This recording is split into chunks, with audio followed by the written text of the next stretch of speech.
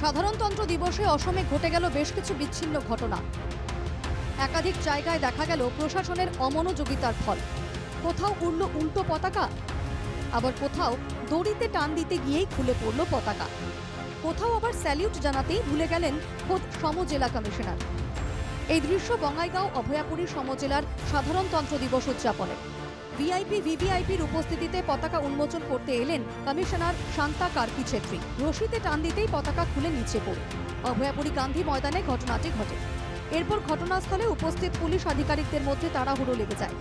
এরপর নিচেই স্ট্যান্ডে পতাকা লাগিয়ে দাঁড় করানো হয়। এই দৃশ্য ধুবড়ীর গোলকগঞ্জ মিনি স্টেডিয়ামের। জাতীয় পতাকা উন্মোচন করতে গিয়ে প্রথমবার সমস্যা হয়। এরপর দ্বিতীয়বারের চেষ্টায় উন্মোচন হয় পতাকা। তড়িঘড়িতে স্যালিউট জানাতে ভুলে গেলেন সমজেলা কমিশনার। বরপেটার বজালিতে দেখা গেল আরেকটি ঘটনা। পতাকা উন্মোচন স্থলের পিছনে প্যান্ডেলে উল্টো করে আঁকা ছিল জাতীয় পতাকা।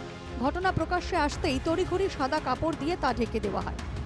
অন্যদিকে গোলাঘাটের সরুপথার ময়দানে সমজেলা প্রশাসনের তরফে আয়োজিত সাধারণতন্ত্র দিবসের অনুষ্ঠানে উন্মোচন হলো উল্টো পতাকা। পতাকা উন্মোচন করেন সমজেলা কমিশনার মানস জ্যোতিনাথ। এরপর বিষয়টি নজরে আসতেই কমিশনারের বক্তব্য পেশ করার সময়ই পাল্টে দেওয়া হয় পতাকা। শ্রীভূমি রামকৃষ্ণনগরেও পতাকা উন্মোচনের সময় ঘটে যায় বিপত্তি। দড়িতে টান দিতে গেলে ছিঁড়ে পড়ল পতাকা। এরপর সব ঠিকঠাক করে ফের একবার উন্মোচন করা হয় জাতীয় পতাকা। এভাবেই বেশ কয়েকটি বিচ্ছিন্ন ঘটনার মধ্য দিয়ে কাটে সোমবার সাধারণতন্ত্র দিবস। Bureau report, NKTV Bangla.